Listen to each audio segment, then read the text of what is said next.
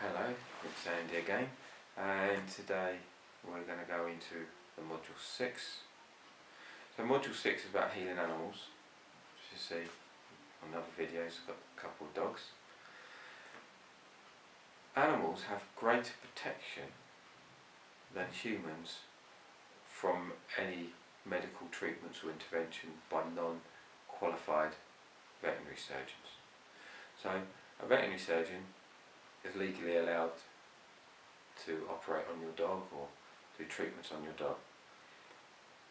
But animals have greater protection than people.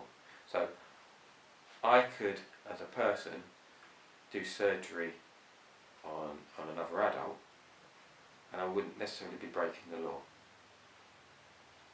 just because I'm doing surgery on them without any qualifications. I wouldn't necessarily be breaking the law. It could be seen as grievous bodily harm if I was reckless or deliberately harmful, but as a rule you have a right to ask me to cut a wart off or something. Not that I would cut your wart off because I haven't got the training for it, but you could ask me and I could do it and we wouldn't be breaking the law. But if an animal had a wart and I cut the wart off, I could still be prosecuted. So again, this is as I say, the animals have greater protection.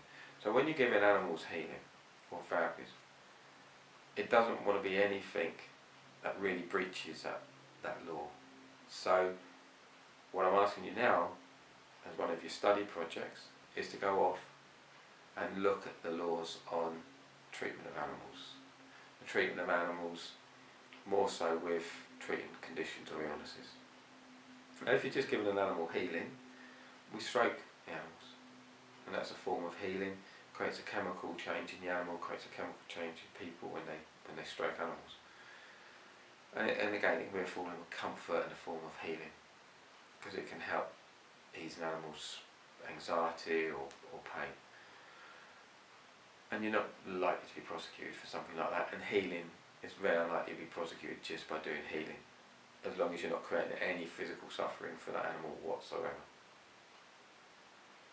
And I think that's the thing. If the animal is having no suffering or no risk of any suffering or risk of infection by your intervention as a healer, then you'll probably be safe and not get prosecuted. But it's just to bear in mind that you need to go off and study what's legal and what's not legal.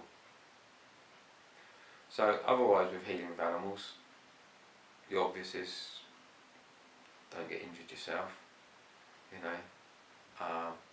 and again, there are some courses out there that sort of specialise in teaching different therapies for animals, and it could be worth undertaking one of them if you want to go off and specifically work in the animal world, just to gain other knowledge that you won't get just by learning how to manipulate the energy and move the energy. But yeah, case studies again will be done on humans for this course, where if you was to do a course treating animals, then the case studies you would do would probably relate to animals, of course, be animals, and you'd get more experience and training in that area. But again, as I say, it's against the law to treat an animal that causes any harm or has the potential to cause any harm, unless you're a veterinary surgeon. Then of course they can operate on animals, they can do what they can do. They still have to again follow very strict codes of practice, or they'll be struck off, and then if they're struck off they can't practice, and it begins the law for them to work with animals. So, thank you very much.